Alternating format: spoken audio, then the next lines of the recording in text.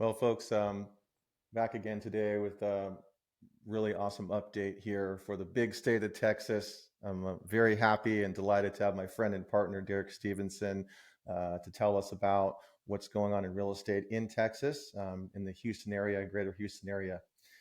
Derrick, thanks for joining us. Thank you so much for having me, and I appreciate it.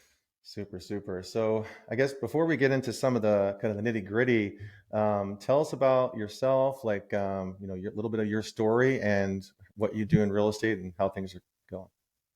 Okay, very good. So, my name is Derrick Stephenson again. I appreciate you having me again. I have been a realtor for going on 8 years now. I am part of Remax Fine Properties with the Nimesh Patel group inside the firm. I kind of coming back from this is something that I'll be honest, I wasn't entirely sure I really wanted to get into, but I ended up loving it. I was prior military, so I was in the Army for 14 years, and I actually got my license while I was still serving. Thanks for your service. So, yeah, thank you very much. And again, I just had a strong passion for it. I was using it for a backup plan, depending on what I wanted to do to get out of the service, because let's just be real, 14 years in the service, that's a lot of your life that you're like, I'm so molded in one way. Right now, you got to transition into civilian life. Like, what are you going to do? And a lot of guys and gals that are in the service do struggle with that. I mean, they really do. It's a very indoctrinated, thing for the military. And when you transition into, especially now, absolutely, and going now, I'm self-employed, right? We're all independent contractors. Yep. So I make my own schedule. I'm my own boss. It's a totally different world. But anyway, I got my license whenever I was probably about a year and a half before I got out, got my feet wet, started really enjoying it. And I was taking those values and those ethics and ethos that I was learning inside the Army, and I was applying it to my business. And, I was seeing a lot of really awesome feedback from that.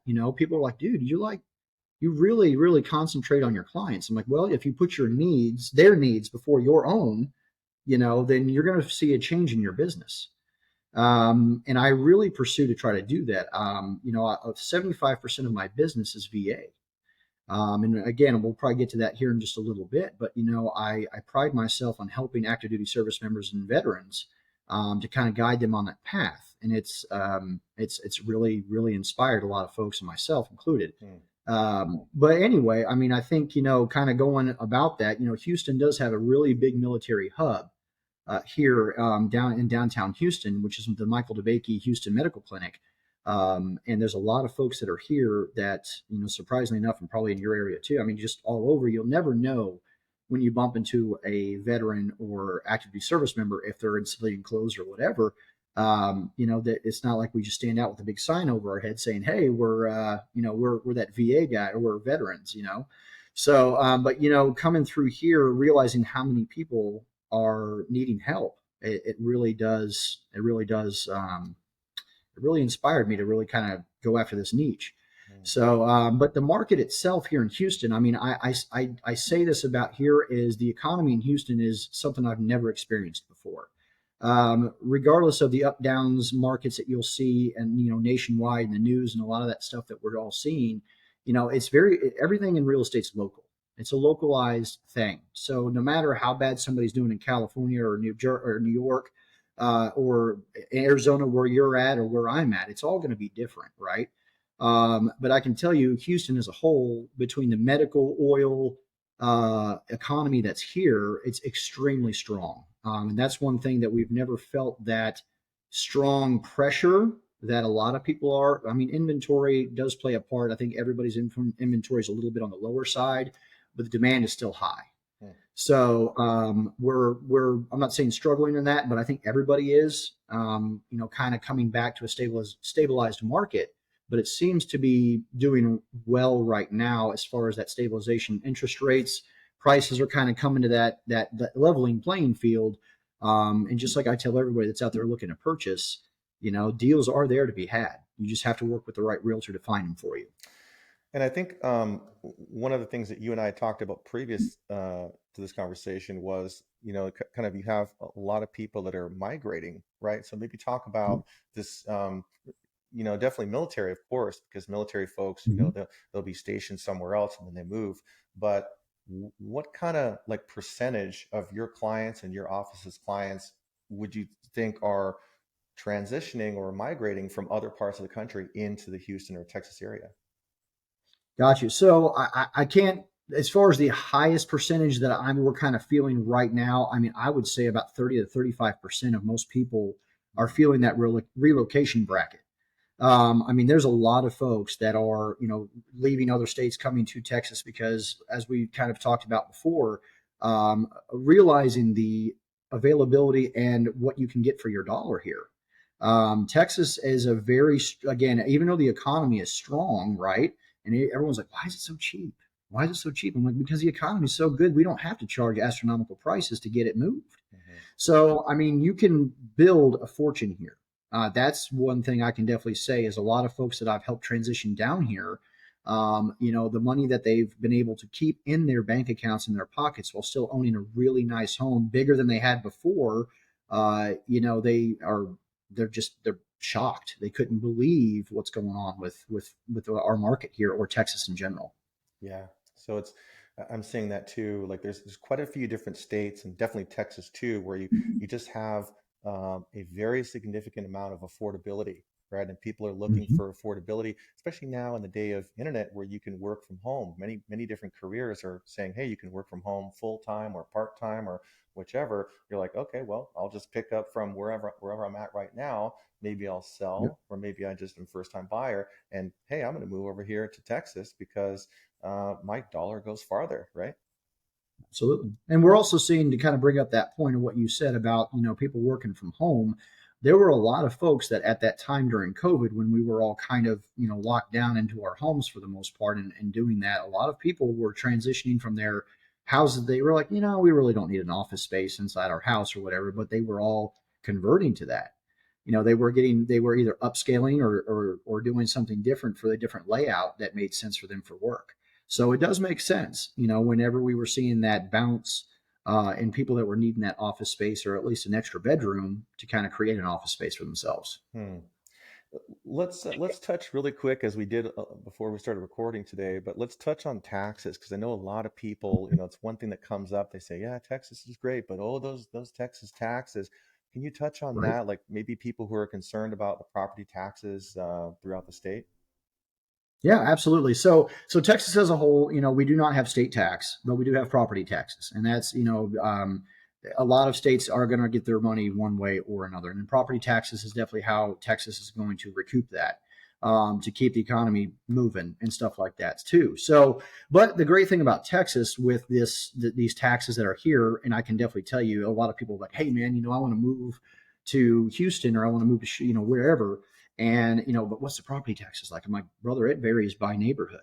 I mean, I could take you to a neighborhood down the street that's at a 2.3% tax rate, Hmm. or I could take you literally a mile down the road that's a brand new community that's at 3.4%. Hmm. So, I mean, it really just depends on where you settle down. Some people have lower property taxes. That we have things called MUD districts or excuse me, municipality utility districts, and that's where a lot of the waters come from, for these neighborhoods, and that will bump up. I mean, I've seen them as high as 1.6% added to their property taxes. So there are some neighborhoods that do not have those that you're going to have significantly less property taxes. But with that being said, also for Texas as a whole, we have a thing called homestead, where we homestead our residency for our primary residence. And then whenever you do that, it's going to bring your taxes down by about 15 or so percent, varies by county.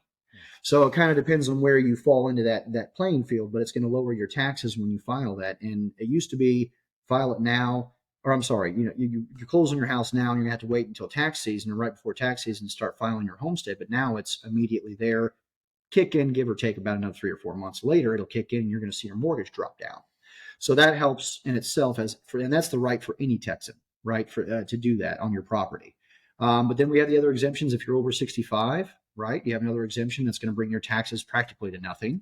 And to go back on what my niche is on the veterans, right, you have your 100% disability, which I do videos on that and I do education on that, Hmm. that have 100% disability and your taxes are wiped. So you're pretty much paying P&I. That's it for those folks.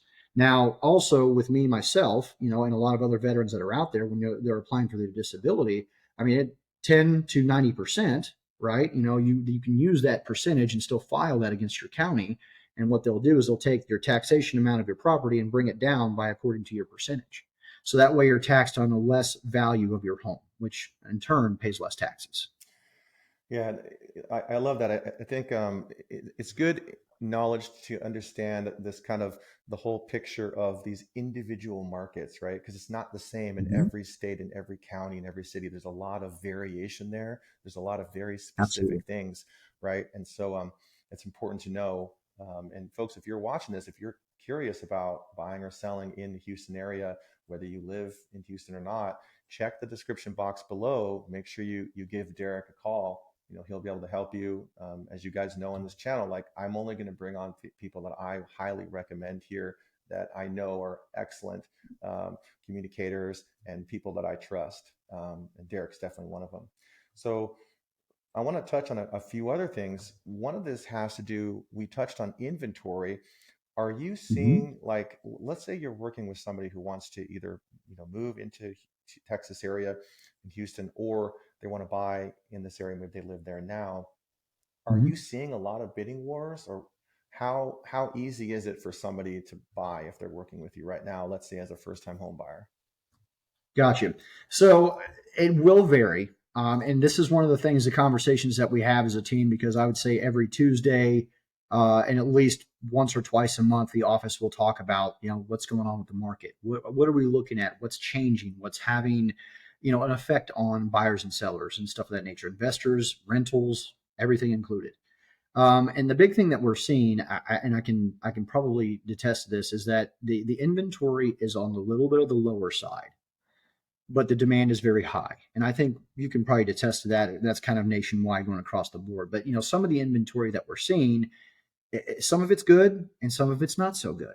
And I think there are some sellers that are out there that think that we're still in that COVID pricing, right? That is still thinking that we can make an astronomical amount of money. That's not realizing that the market is stabilizing.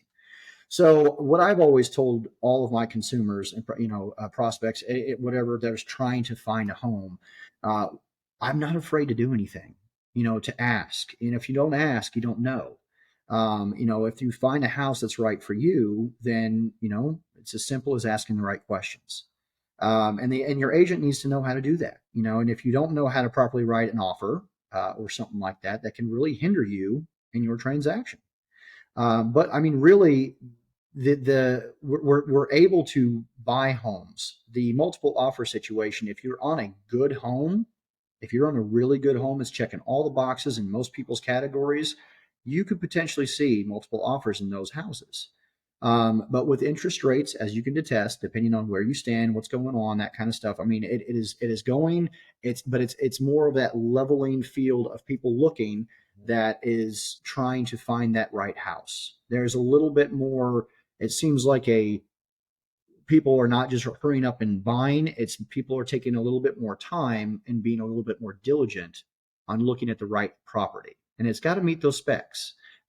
Because, like we said before, people during COVID had to buy for specific reasons most of the time now, right? I mean, that was kind of why, hey, we need to do this now. We need to get it done. So that way we're prepared for what's upcoming, Sure. because we didn't know what the future would hold. But now people, I think, are taking a little bit more due diligence for themselves, which I applaud that. And I'm there to help assist with that, finding that right property. And again, the inventory is lower, so they are being a little bit more meticulous, I think. One question I want to ask, and I think I ask this to all my friends and realtor partners, because this is a question that comes up daily, it seems like. Mm-hmm. Um, Mm-hmm. how do you respond, and maybe your office respond, to folks who are maybe thinking they're going to hold off because they think there's going to be a housing crash? Got it. So going back to, I mean, again, we're all going to say like, oh, it's going to be 2008 again, right? I think you've probably heard that more times than you can ever hear about this crashing thing.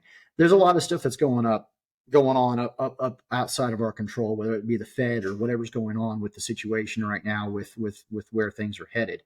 Um, but I would say, like, right now is your best time, and even Dave Ramsey will back me up on that. And that's where a lot of us get our information on this. That there is a deal to be made right now, because you're never going to have a perfect market. I don't care what anybody says. There's just never going to be it. During COVID, people were paying over 150. I was putting offers in $150,000 over list price.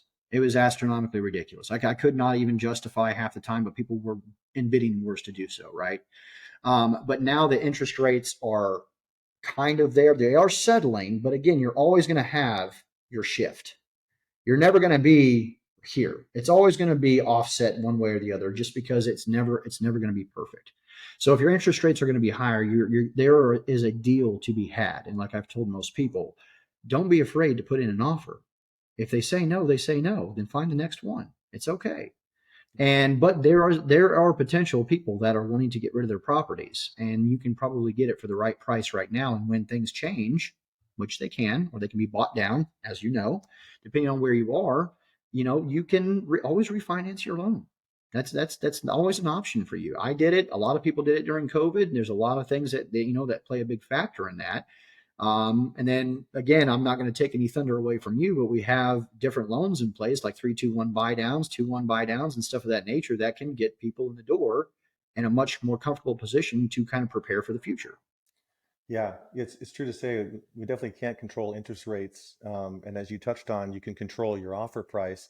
But the thing the very common theme that I see right now, kind of the response to this question or this concern about a housing crash, is that um, back then in housing crash situation, we had many bad loans that were given, and we had just an Yes. ample amount of inventory, right? And as well as at the same time, we had very little to no equity.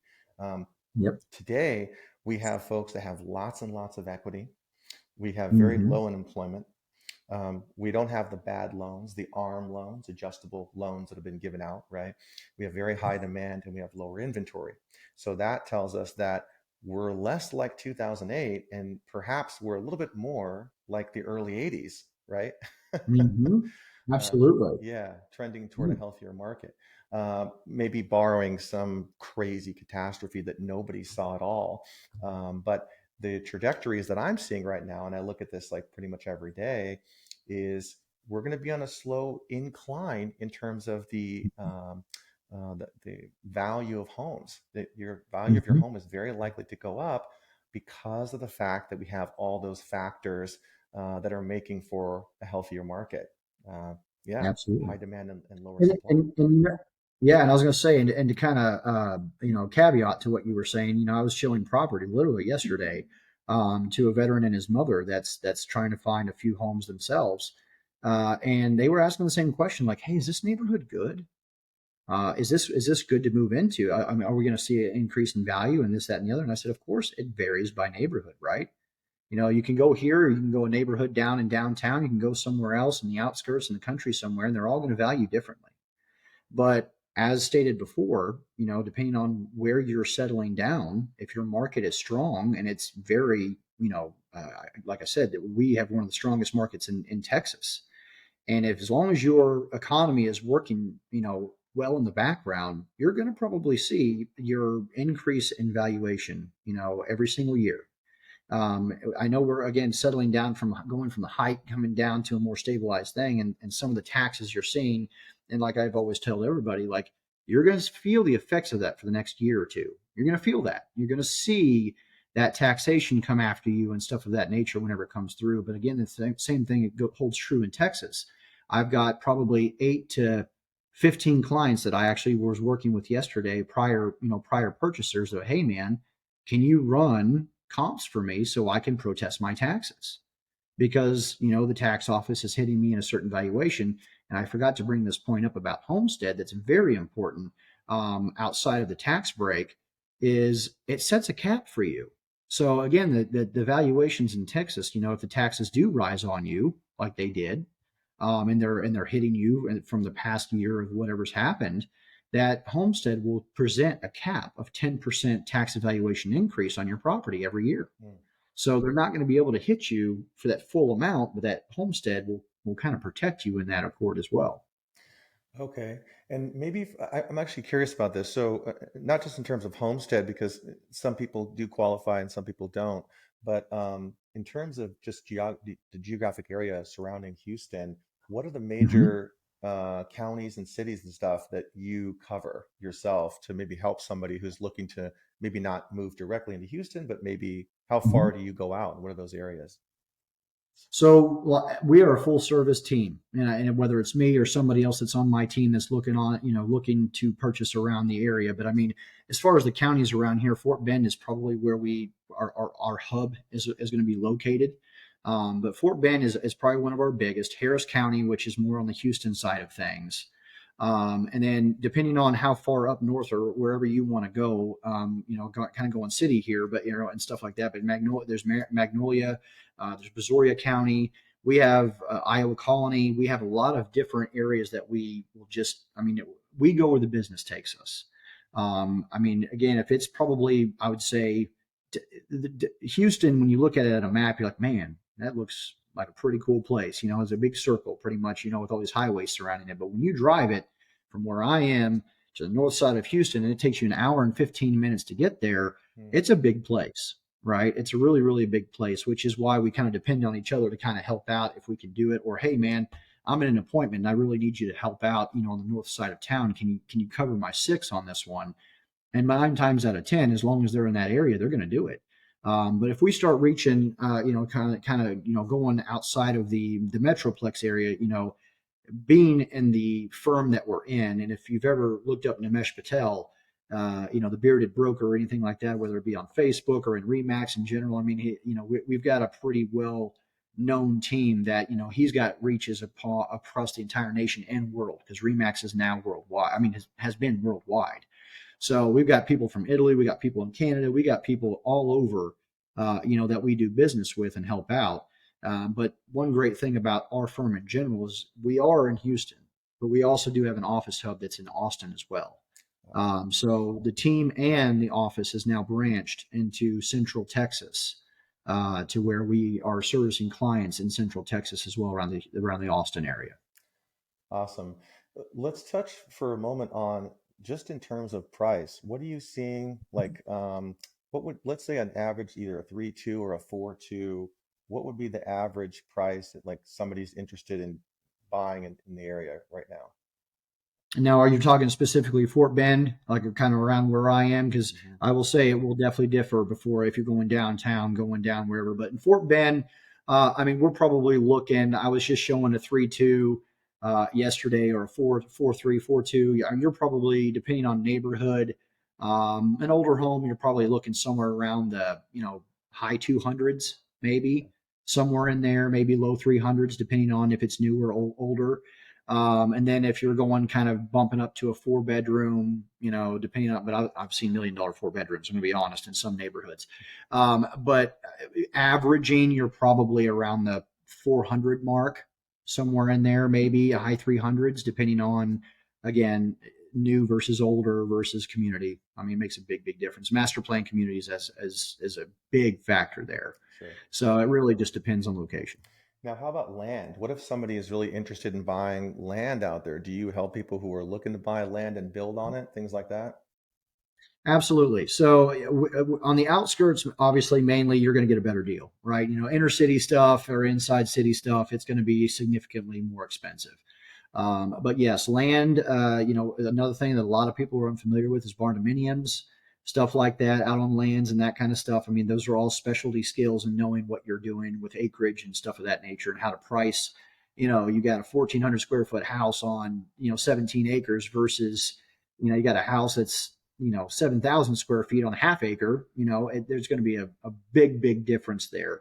But acreage, as a whole, we are definitely doing it. And again, as you know as well as I know, buying land is a very specialty thing. Whether you're coming with cash or you have the right lender aboard that will take on that raw land, if they're just either holding it, or whatever the case may be, or if they do a combined loan where they're building something on it, kind of that combined loan of construction along with that land.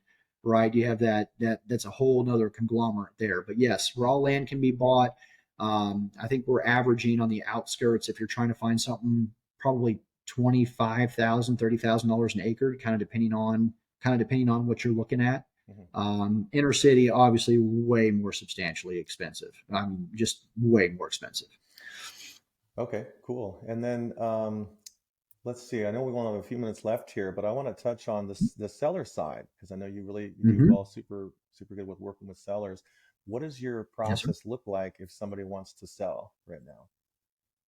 Okay, so when it comes to selling the properties, we are one of those that's going to give you the good, the bad, and the ugly, right? We don't sugarcoat anything. We believe fully in that the seller needs to be fully aware of the condition of their property, letting them know what if you want to be put into a position of the best place to sell your property, this is where you should go.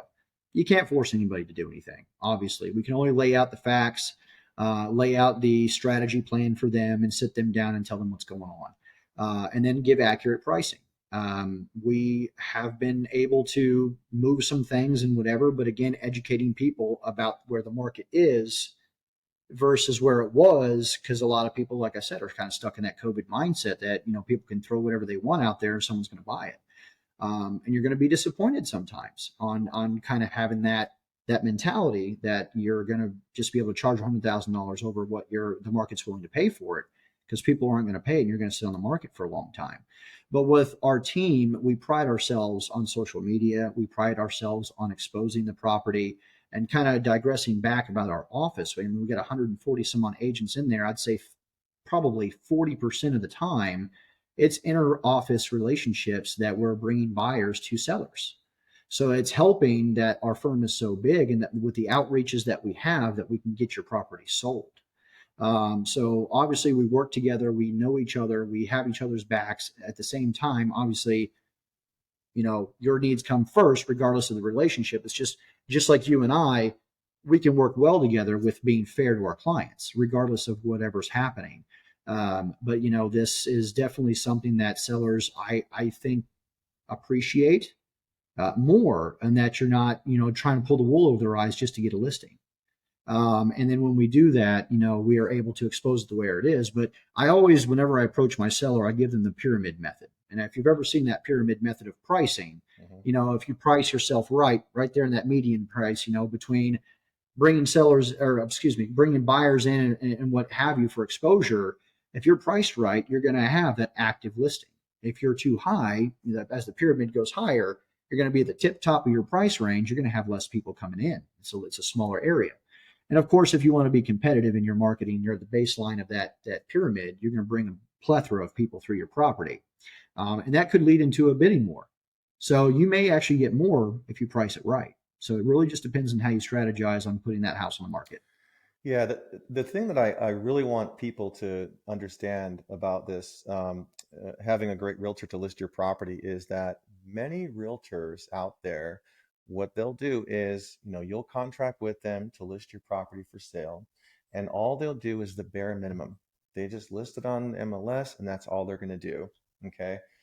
That's a problem because, especially in, well, depending on the market that you're in, you have somebody who does the bare minimum, and oftentimes, I like the saying that says, "How you do one thing is how you do everything," right?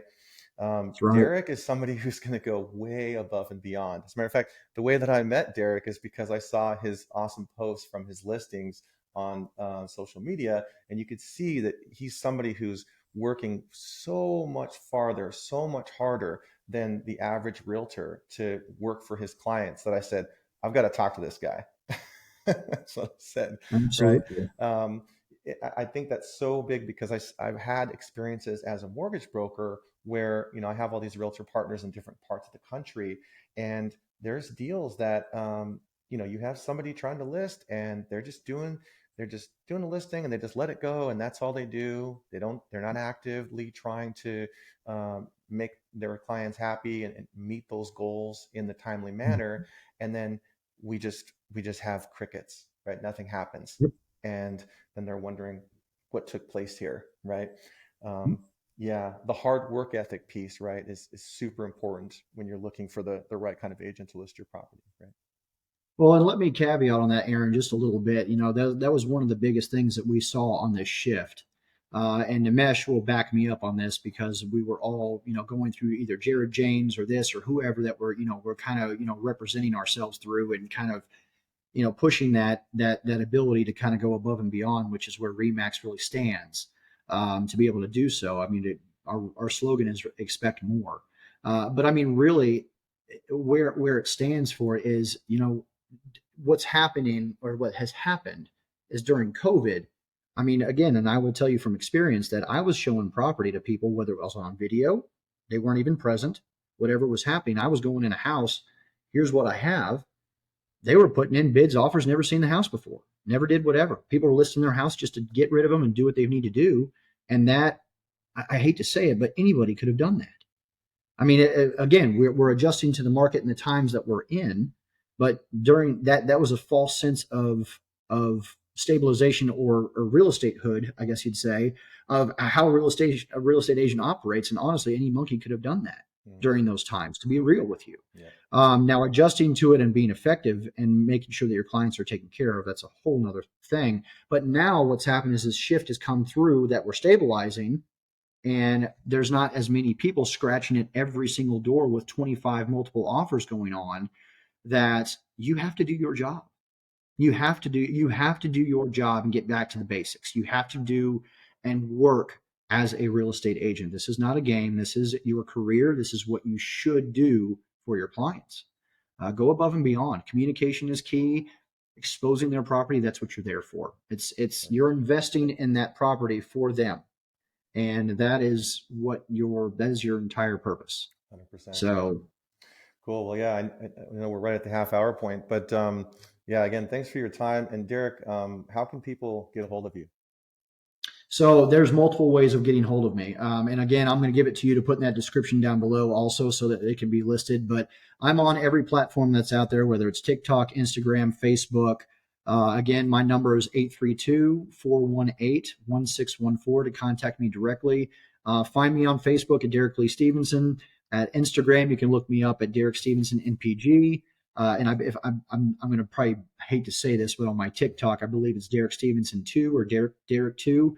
I don't use TikTok as much as the rest of them. I'm going to be quite honest, but you can message me anytime on these platforms of however you feel comfortable. And then of course my email, which I'll let you put down there on the bottom. And that's, I mean, any way is fine with me. Perfect. Well, again, Derrick, thank you so much for your time, and we'll see you on the next one. It sounds great, man. Thanks so much.